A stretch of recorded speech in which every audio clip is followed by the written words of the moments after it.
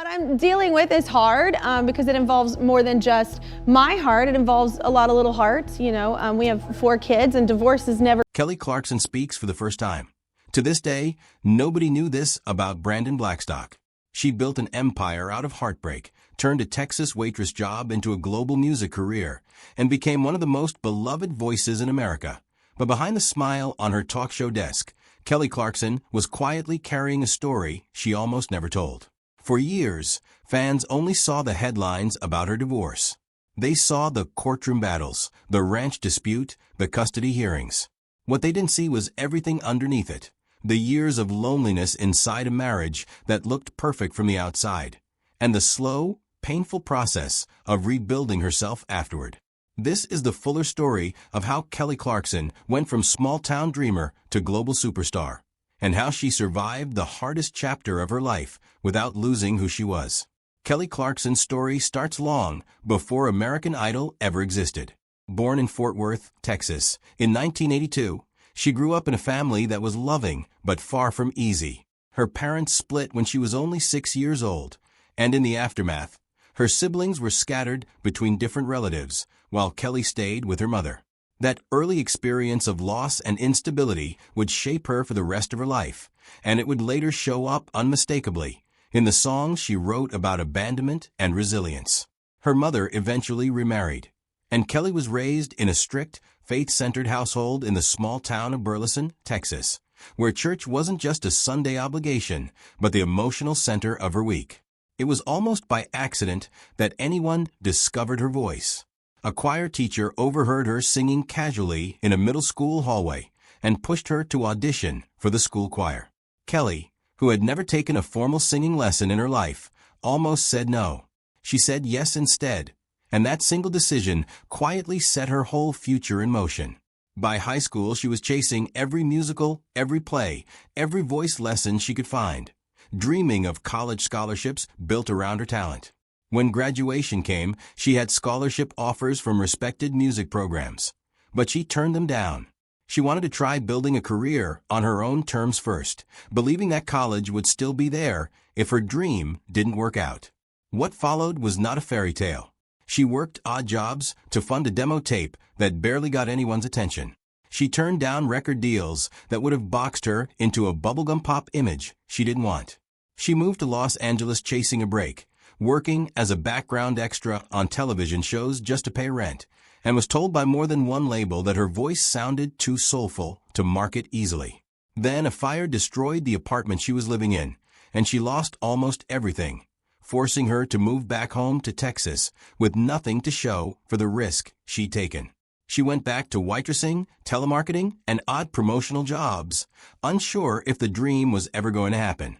It was in that exact low point, almost as an afterthought, that friends convinced her to audition for a brand new reality competition that hardly anyone had heard of yet. That audition changed everything. Kelly Clarkson became the very first winner of American Idol, and almost overnight, she went from an unknown waitress to a name recognized across the country. Her debut single broke a chart record that had stood since the Beatles, and her first album, Thankful, debuted at #1 and eventually sold millions of copies worldwide. Critics who expected a manufactured pop puppet instead got an artist who wrote and co-wrote much of her own music, who refused to be reshaped into whatever the industry wanted, and who kept a bluntly honest, relatable personality even as her fame exploded. Songs like Since You've Been Gone and Miss Independent turned her into one of the defining pop voices of the decade, and artists who came up after her, from Demi Lovato to Kelsea Ballerini, have pointed to her as proof that a reality show contestant could become a real, lasting artist, rather than a one-hit novelty. But the part of her story that fans connect with most isn't the chart records. It's what happened in her personal life, particularly her marriage to talent manager Brandon Blackstock. The two first crossed paths briefly in 2006 at an awards show rehearsal, and nothing came of it at the time. Years later, their paths crossed again, and this time a real relationship developed. By the end of 2012, they were engaged, and in October 2013, they got married, blending Brandon's 2 children from a previous marriage with the family they would soon build together. Kelly gave birth to their daughter in 2014 and their son in 2016, and for years in public, the marriage looked like exactly what she'd always wanted: a steady partner after a childhood defined by an absent father. That public image, though, hid a much harder private reality. Kelly has since described feeling deeply lonely even while she was married, saying that she often felt like she was living the life of a single woman despite having a husband at home. Balancing a demanding entertainment career with motherhood while feeling emotionally unsupported took a toll that built up quietly for years before it finally broke. After nearly 7 years of trying to hold things together, she filed for divorce in the summer of 2020, citing irreconcilable differences. It wasn't a sudden decision. It was the end result of years of quiet unhappiness she had mostly kept out of public view. The divorce itself turned into one of the more drawn-out and difficult legal battles in recent celebrity history. There were disputes over spousal support, disagreements over custody arrangements for their 2 young children, and a particularly bitter fight over their Montana ranch property. In late 2020, a judge awarded Kelly primary custody of her children. The ranch dispute dragged on even longer, with the court eventually ruling that the property belonged solely to her, though Brandon remained there for a period before he was ordered to leave. Watching a private heartbreak get picked apart in courtrooms and headlines was, by her own account, one of the most emotionally exhausting periods of her adult life. In the middle of that process, Kelly made a personal decision that surprised a lot of people. She legally changed her last name. She explained that while she would keep using Kelly Clarkson professionally, the change was tied to something much deeper and older than her marriage: her complicated relationship with her father, who had left the family when she was a child and remained largely absent from her life afterward. That absence had already shaped some of her most personal songwriting over the years, including tracks that dealt directly with feeling abandoned and unwanted by a parent. It's worth understanding that context, because it reframes the divorce not as an isolated event, but as one more chapter in a lifelong pattern she was actively trying to break for the sake of her own children. Instead of retreating from the public eye during this period, Kelly did what she has always done. She turned pain into music. Her 10th studio album explored heartbreak, healing, and the complicated aftermath of a long relationship ending, and critics praised it as one of the most emotionally honest projects of her career. She didn't hide the source material either. In interviews and on her daytime talk show, she spoke candidly, sometimes with surprising humor, about what it felt like to rebuild a life as a suddenly single parent in her 40s. In one lighthearted moment during a holiday special, she poked fun at her situation by displaying a set of stockings where one was pointedly left empty, a small, self-deprecating joke about her ex's absence that said more about her resilience than any headline could. By 2023, Kelly decided it was time for a genuine fresh start. She relocated with her children to New York City to continue filming her talk show, and the move became about far more than logistics. It represented a symbolic break from the life she'd built in Los Angeles and Montana, and a chance to redefine what home looked like for her family going forward. In New York, by her own description, she found a renewed sense of stability and joy. Her talk show continued to thrive, in large part because audiences responded to exactly the qualities that had made her famous in the first place: her bluntness, her humor, and her refusal to pretend everything was fine when it wasn't. When asked about future relationships, Kelly has been consistently open but cautious. She shared that her children have told her they'd prefer she stay single for now, and rather than dismiss that, she said she takes their feelings seriously. Instead of rushing into anything new, she's focused her energy on strengthening her relationship with her kids, prioritizing honest communication over quickly filling the space her marriage left behind. It's a small detail, but it says a lot about how she approaches parenting after divorce, putting her children's emotional security ahead of her own timeline for moving on. None of this happened in isolation from her career, either. Even while she was navigating one of the hardest periods of her personal life, Kelly kept working at a pace most artists never sustain. She has racked up dozens of #1 hits across different Billboard charts, and she remains one of the only artists in history to top the pop, adult contemporary, country, and dance charts. She has a star on the Hollywood Walk of Fame and has sold tens of millions of albums and singles across her career.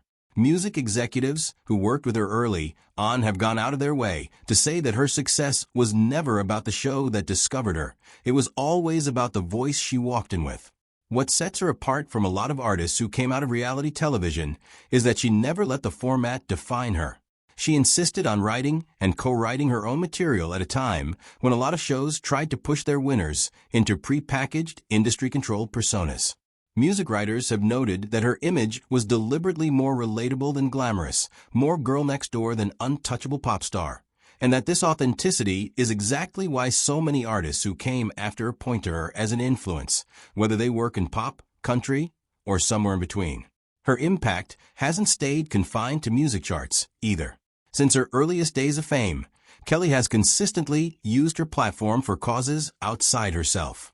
She's worked with organizations supporting maternal and infant health, walked in campaigns to raise awareness for child welfare, and traveled internationally to support programs helping children affected by poverty, violence, and illness.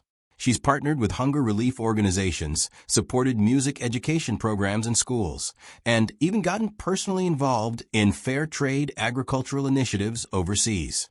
Closer to home, she's built an actual sanctuary on her property in Texas, caring for dozens of rescue animals, including ones with serious medical needs, personally overseeing their care and working to find them permanent homes. What makes Kelly Clarkson's story resonate with so many people isn't just the scale of her success. It's the fact that almost none of it came easily, and she's never pretended otherwise. She lost her apartment to a fire before she ever won a singing competition. She turned down deals that could have made her famous faster because they didn't feel honest to who she was. She spent years in a marriage that looked perfect from the outside while quietly feeling alone on the inside. And when it ended, she fought through a long, public legal battle without losing her sense of humor or her focus on her kids.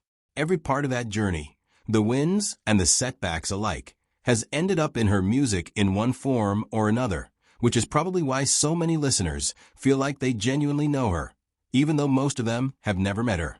There's also something worth noting about how she's chosen to talk about all of this. She hasn't used her platform to tear anyone down. Even while going through a painful and very public divorce, her public comments have generally focused on her own healing and her children's well-being rather than attacking her ex-husband. That restraint says a lot about the kind of person she's tried to be through all of it, especially given how easy it would have been, with her level of visibility, to turn the split into a public feud. Looking at where she is now, it's clear Kelly Clarkson has landed somewhere stable. She's a successful daytime host, a working artist with new music still coming, a mother actively present in her kids' daily lives, and someone who has been remarkably candid about the fact that healing isn't linear. She still talks about her father's absence shaping her. She still talks about the loneliness she felt in her marriage long before anyone else knew about it. And she still talks about it with the same blunt honesty that made people fall in love with her voice on a talent show stage more than 2 decades ago. Her story is a reminder that public success and private struggle can exist at the exact same time, and that the version of someone's life you see in headlines is almost never the full picture. Kelly Clarkson spent years smiling through interviews about a marriage that was quietly falling apart, and it took a long legal battle and a lot of personal reflection before she was ready to talk about any of it honestly. Now that she has, her story has become less about a divorce and more about what it looks like to actually rebuild. As an artist, as a single mother, and as someone who refuses to let her hardest chapter be the last word on who she is. What do you think about Kelly Clarkson's journey through everything she's faced, from her early struggles to her very public divorce and everything she's built since? Let us know your thoughts in the comments. And if you enjoyed this look at her story, don't forget to like and subscribe for more.